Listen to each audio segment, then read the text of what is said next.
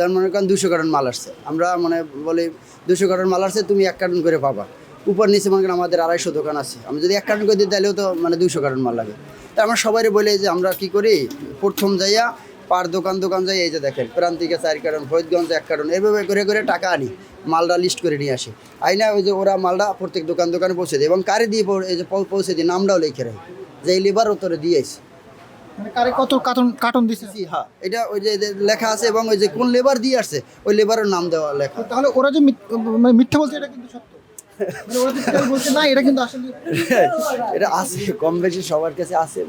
বিষয়টা কেন এরকম করে, মানে একটা সাধারণ মানুষদের একটু উপকার হয়, সমস্যা আছে। এই যে দেখেন আমি একটা ডিলার, এই ঘরটা খালি, আমার কি ভালো লাগতেছে, ওর ঘরটা বড় থাকলে আমার একটু ভালো লাগে না, কিন্তু তারপরেও কিন্তু আমরা গাড়িটা আসার সাথে সাথে সবাই রে ঘরে তুললে গ্যাঞ্জাম লাগে, আর ভিড় ভরে যায়। এই জন্য আগে গাড়ি আসার সাথে সাথে আমরা কি করি, ওখান থেকে আপনারা ডিস্ট্রিবিউট একবার ডিস্ট্রিবিউটর দিয়ে দিই, তাইলে কি হয়, আমার জন্য ওটা প্রেশার হয় না, আর মার্কেটে আমার ঝামেলা নেই।